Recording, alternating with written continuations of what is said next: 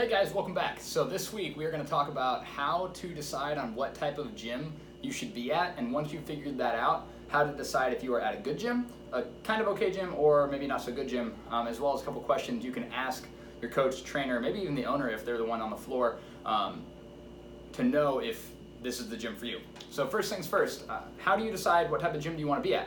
Do you want to be at an OrangeTheory HIIT style class with a lot of cardio? Do you want to be at more of a CrossFit box?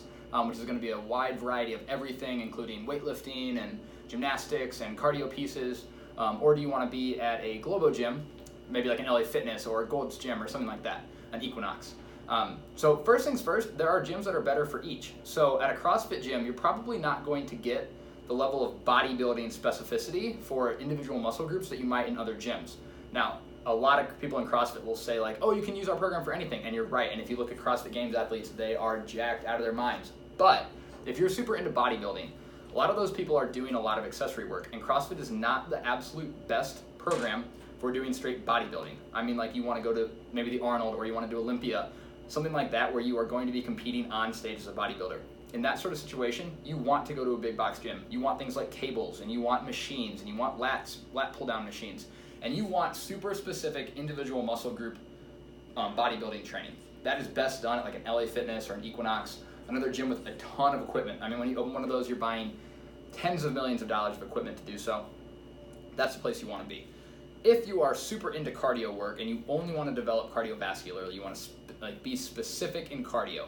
You do not care about having strength. You do not care about building muscle. OrangeTheory or other like spin classes, as well like a Soul Cycle, maybe even a Peloton studio if you have one in your area, would be a really good idea for you. So, the reason being, you spend a lot of time on a treadmill, a rower, a bike. Obviously, you're at a Soul Cycle, you're always on a bike.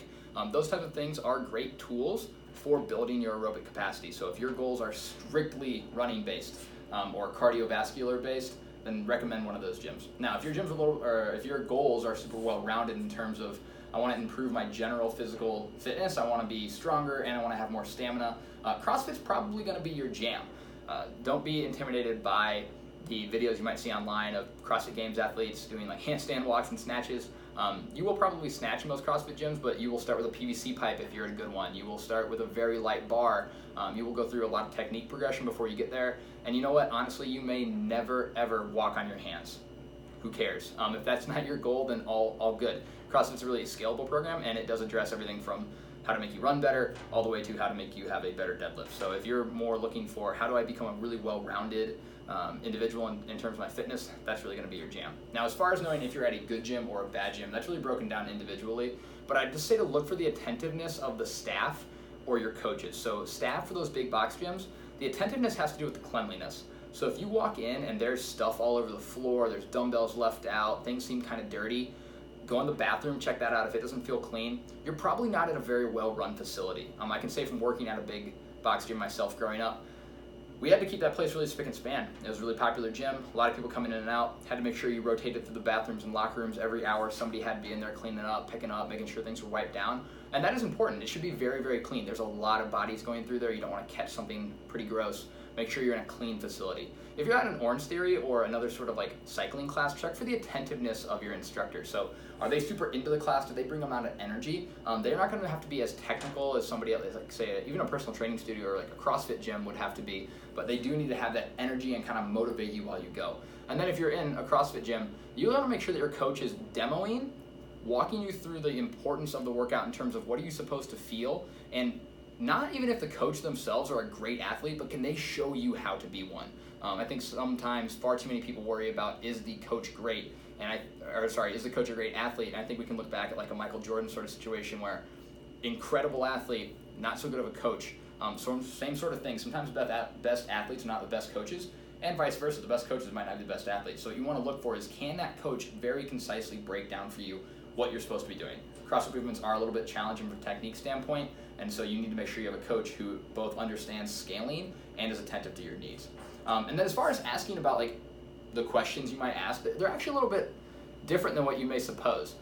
My favorite question to ask a coach or a trainer or the owner, if you happen to know them, is, hey, what got you in this? What's your background?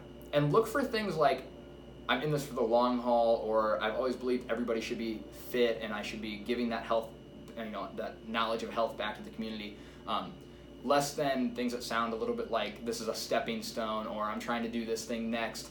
Because those people, as much as they might have the best intentions, are just going to be a little less attentive to you and your needs. So that's my favorite question to ask people when they come to the gym, like, well, why'd you open it? What made you start? And really try to see if they have a solid why beyond just, I wanted to have a business, or, oh, I'm trying to do this as a stepping stone to maybe own my own gym someday.